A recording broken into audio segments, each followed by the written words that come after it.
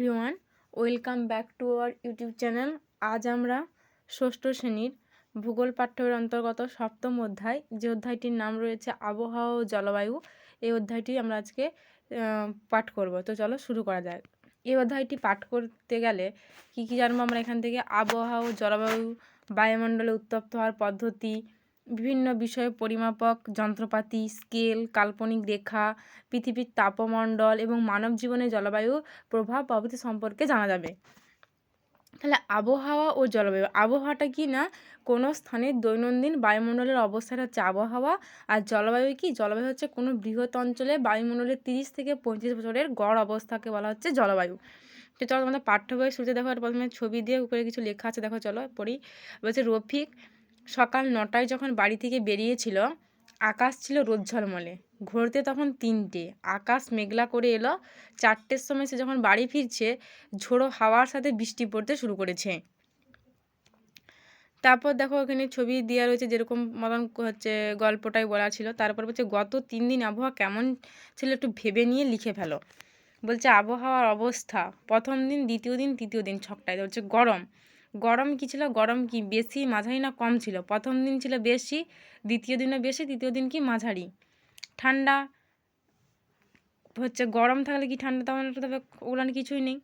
তারপরে আকাশ কেমন ছিল? মেঘলা, পরিষ্কার। প্রথম দিন কী ছিল? পরিষ্কার, দ্বিতীয় দিন ছিল মেঘলা, তৃতীয় দিন ছিল পরিষ্কার। বৃষ্টি প্রথম দিন হয়নি, দ্বিতীয় দিন কম, তৃতীয় দিন হয়নি।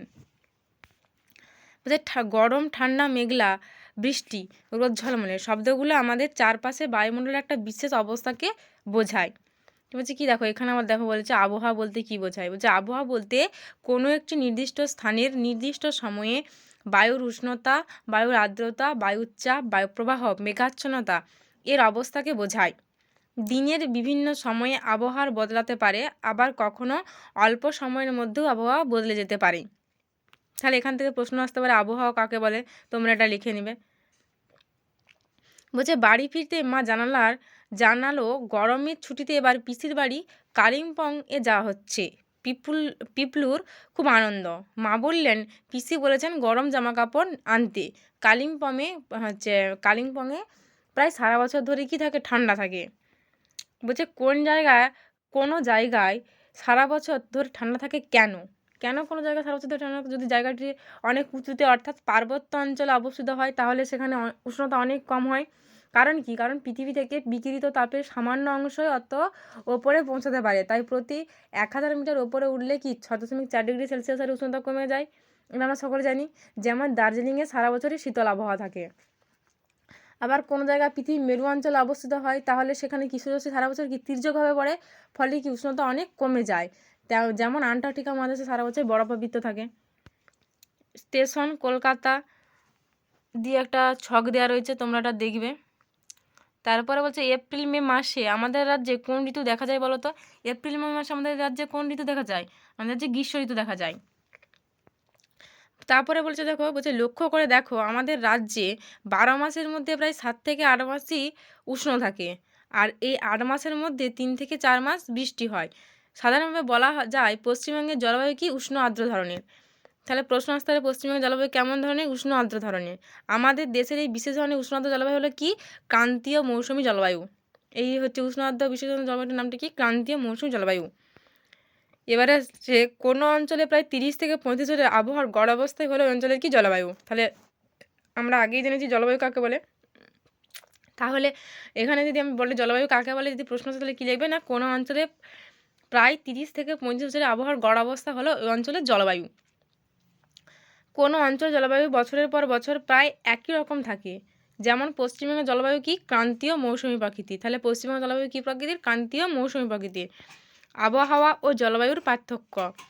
আবহাওয়া কি? আবহাওয়া তাহলে কি? আবহাওয়া কোনো নির্দিষ্ট স্থানে নির্দিষ্ট সময়ে বায়ুমণ্ডলের বিভিন্ন উপাদানের অবস্থা। আর জলবায়ু হলো কোনো অঞ্চলের 30 থেকে 35 বছরের আবহাওয়ার গড় অবস্থা।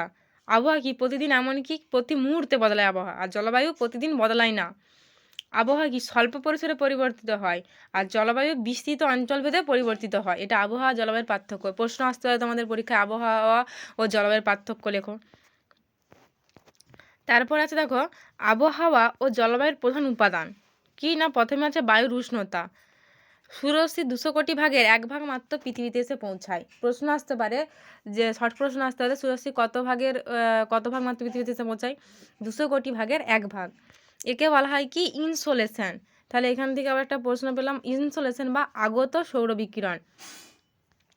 তাহলে হচ্ছে এই আগত সৌরবিকিরণকে 100% ধরলে তার মাত্র 51% ভূপৃষ্ঠকে উত্তপ্ত করে, তাই একে কী বলা হয় কার্যকরী সৌরবিকিরণ। এখান থেকে আবার আরও একটা প্রশ্ন আসতে পারে কার্যকরী সৌরবিকিরণ কাকে বলে, ইনসোলেশন কি। আর বাকি 49%-এর মধ্যে 35% মহাশূন্যে ফিরে যায়, একে কী বলা হয় অ্যালবেডো। বাকি 14% বায়ুমণ্ডলের বিভিন্ন গ্যাস, জলীয় বাষ্প, ধূলিকণা দ্বারা শোষিত হয়।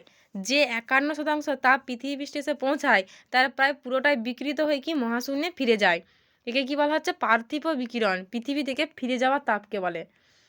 আর বায়ুমণ্ডলের সরাসরি সূর্যরশ্মি দ্বারা উত্তপ্ত হয় না। পৃথিবীর আবহাওয়াকে প্রধানত সূর্যরশ্মি নিয়ন্ত্রণ করে। কে নিয়ন্ত্রণ করে পৃথিবীর আবহাওয়াকে? সূর্যরশ্মি। এটা প্রশ্ন আসতে পারে, শর্ট প্রশ্ন। তারপর দেখো এখানে একটা ছবি দেখে দেওয়া রয়েছে ছকের ভিতরে যে আমাদের চারপাশে বায়ুমণ্ডল কত রকমভাবে উত্তপ্ত হয়।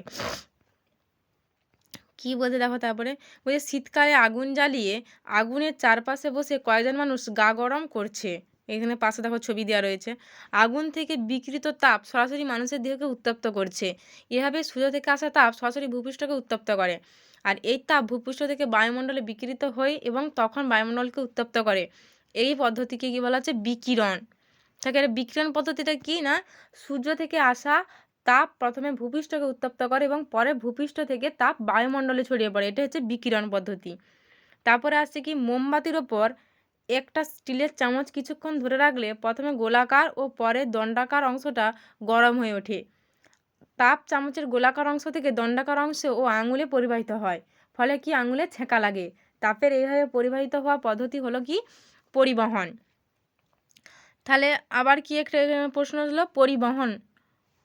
পরিবহন এলো। তারপর আছে দেখো কি না, প্রথমে সূর্যের তাপে উত্তপ্ত ভূপৃষ্ঠের সাথে লেগে থাকা নিচের বায়ুস্তর উত্তপ্ত হয় আর এই উত্তাপ তার ঠিক উপরে লাগোয়া বায়ুস্তরে সঞ্চালিত হয়। এখানে দেখো বলা আছে তাপ মানে হিট বা তাপ কি না, তাপ হলো শক্তি যা কোনো বস্তুকে উত্তপ্ত করে। তাপমাত্রা বা উষ্ণতা হলো তাপের পরিমাপ। তো আজকের ভিডিওটি এ পর্যন্তই। ভালো লাগলে লাইক, কমেন্ট, শেয়ার করতে ভুলো না আর চ্যানেলটি সাবস্ক্রাইব করো।